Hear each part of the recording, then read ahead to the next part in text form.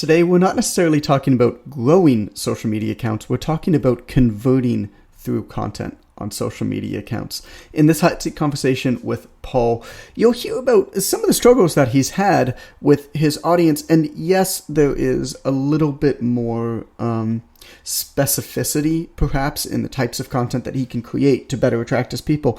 But he's got enough people actually looking at his stuff, more than enough, as do, I'm sure, many of you. The difference is in how you ask and in ways to engage them in a conversation. And so what we do at the end of this call with Paul is that I actually walk him through exactly how to engage them in a conversation that works really, really well, that turns into a consultative sales conversation, if it's right for the person.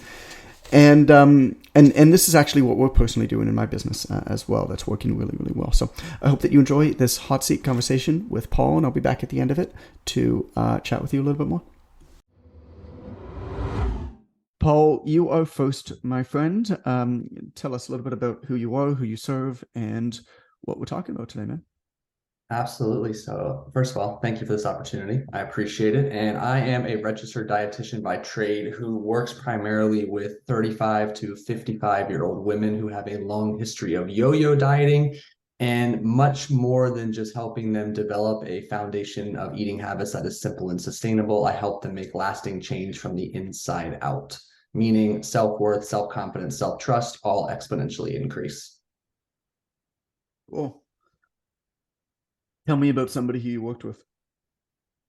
Yeah, so one of our recent graduates, Lisette, is a 38-year-old about to be married mother of two wonderful, beautiful German shepherds who had been dieting since she was 18 years old. And her mom had a very negative relationship with food that she, inevitably absorbed from an early age. And she found, for whatever reason, anytime she brought her carbohydrates down to zeros, she lost weight. Go figure. Every time she brought her carbohydrate intake back up, her weight went back up. And she's been stuck in this vicious cycle for going on 20 years or so. So we really took a patient approach the first couple of months here to really just rebuild her relationship with food, get her not to fear carbohydrates, so that ultimately we could develop it and a lens of self-love through her food choices and get to the point where everything was operating consistently before we even thought about weight loss. And here we are 10 weeks at the conclusion of her diet phase. She's down 12 pounds, countless inches. And most importantly, we didn't rob her of carbohydrates nor her self-esteem or self-worth.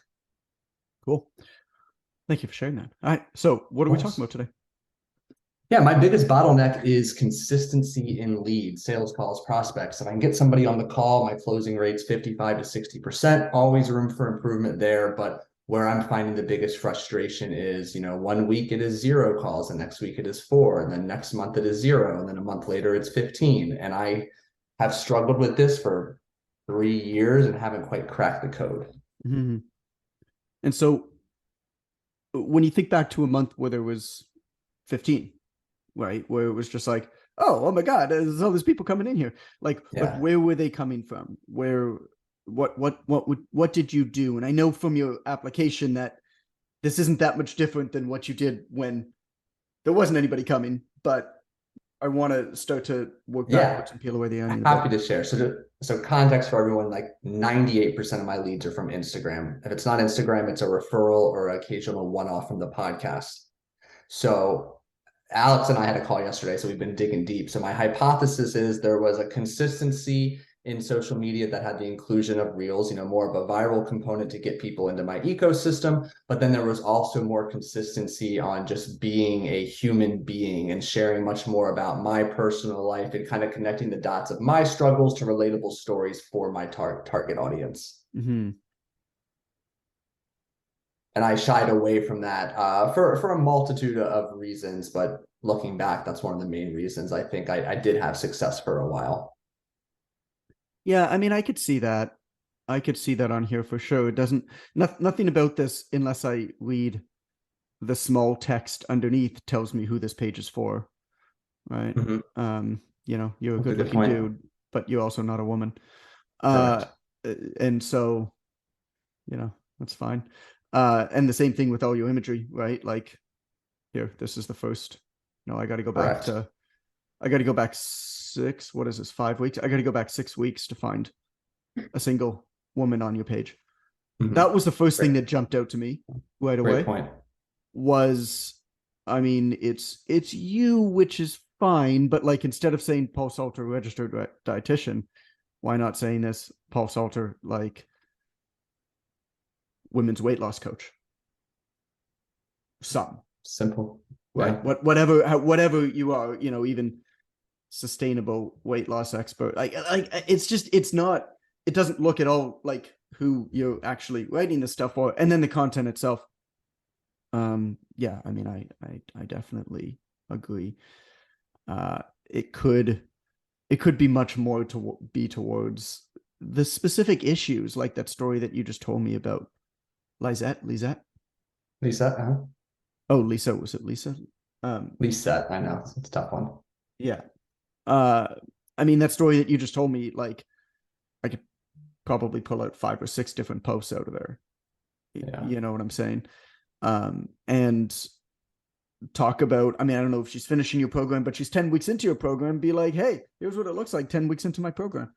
Here's what this person has done. Tell a story in a way that, in exactly like you said it to me.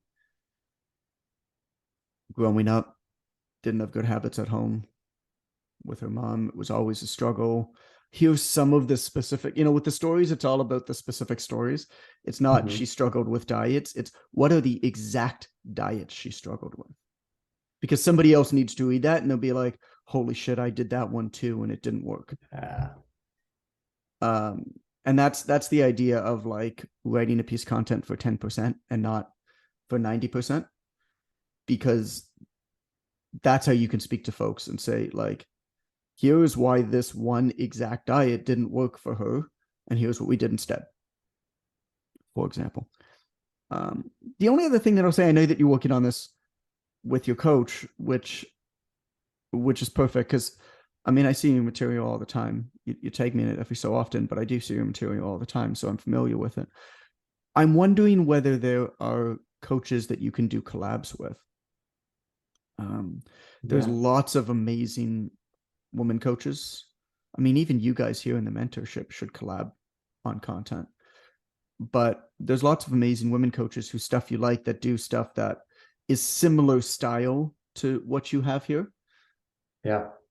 I wonder whether you can just do it so like both of your names and pictures are beside each other at the top, and you just do a collab that appears on both of your pages, because that's a lot of how you need to expand your audience at a certain point.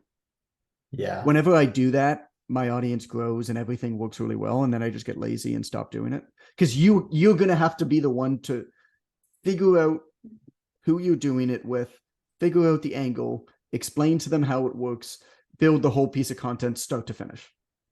Correct. Like, that's going to be you. And that's why you don't see much of this stuff, because very few people take the initiative with it. But every time I do it, it's a huge positive. And for the most part, people are really excited to do it as well. And correct me if I'm wrong, because clearly I have not done this before. So I do understand those steps. I remember learning about that in the online content. When it goes time to actually post it, that's just a matter of like adding a collaborator. Is that like a feature in Instagram these days? That's just a feature on Instagram. Okay. So you want to talk to the person beforehand and plan it out. Of course. And then, yeah, I mean, you just add them as a collaborator. They'll get a notification. And what I do is I actually coordinate with them and I say, hey, 10 a.m., whatever, Eastern Standard Time, I'm going to put this live. I'll message them right before and I'll say, hey, I'm putting live, you on, because I want them to press accept as soon as possible after I post. Okay. So that way initial engagement on both pages is really high, and that'll help the thing go. Versus what has also happened is that person had something come up or whatever it is, and they don't press accept right away. So the post will be live on my page for a while, and then they'll press accept, but like the initial push for that thing is already pretty much done.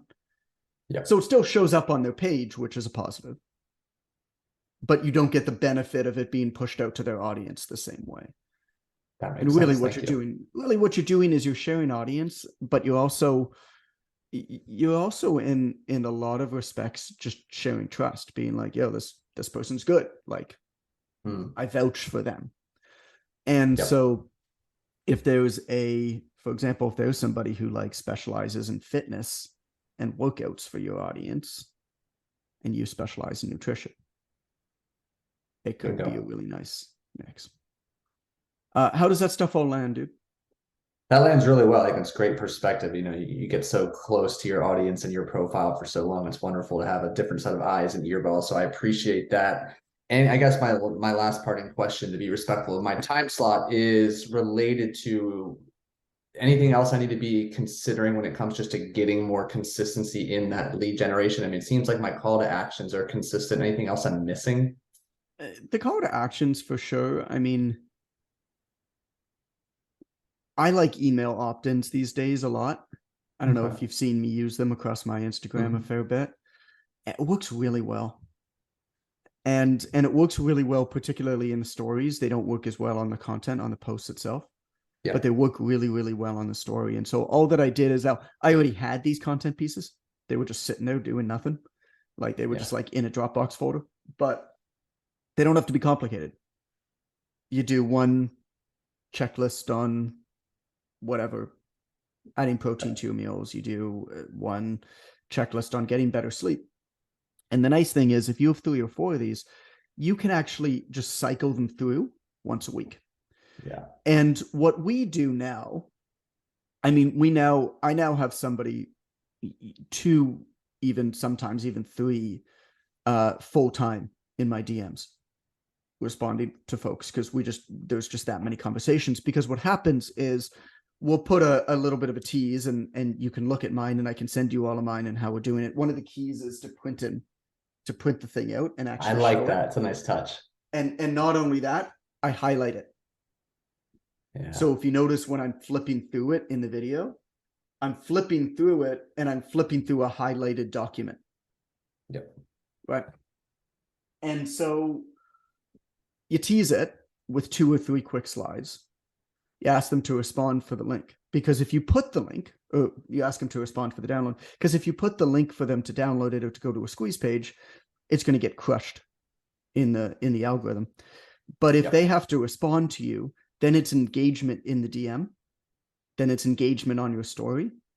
My stories that promote those PDFs get anywhere from 4 to 7 times as much reach as a regular story. Okay. And that's because so many people are responding to it. Yep.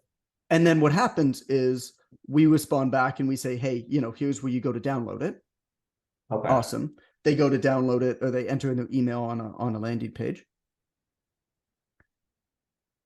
And then you can do your first email response back, be like, hey, what are you looking to gain from this? But you also respond back to them and you say, hey, what are you hoping to get out of the guide? Because they downloaded a guide on how to add more protein to their meal, or they downloaded a guide on how to sleep better, or whatever it is. They're interested in something and they're following you. So what are you hoping to get out of the guide? Well, now it's just a DM conversation. Yeah. So it's a really nice way to do it. And you can't, if you just have one like PDF, you can't do that much. But this way you can cycle through a couple different topics every week. Works really nicely. Yeah, that's great. Thank you very much for the insight. Cool. You got it. Hey, John again. Thank you for listening to that conversation with Paul. Hope that you enjoyed it, and hope that you enjoyed that breakdown at the end. Perhaps it gives you some ideas of what to do to have a few more conversations that can lead to a few more clients. I'm going to give you another episode to listen to in just a moment. But before I do, that call with Paul was a hot seat on my high-end mentorship. So in this mentorship, we take people already doing about $1,000 a month. I mean, we take people who are doing anywhere from $1,000 to $20,000 a month, basically. You already have at least 5 online clients or so. And we help them scale. We help them solve problems like this problem with Paul. And so if that sounds like something that you might be interested in, please on Instagram, I'm at It's Coach Goodman. Send me a DM that just says mentor, and we'll have a conversation with you. If you're looking for another episode to listen to right now, I'm going to recommend episode 60. This one is called The One About Content. And this was one of my favorite episodes that we've done, not just recently, but probably of all time. I think that it's a very honest and non-obvious yet correct look at where social media matters, where content matters, where it doesn't, and how to approach it for you. So that's episode 60, the one about content. If you're looking for another episode to listen to right now of the Obvious Choice podcast, hope you love it. Thanks for tuning in.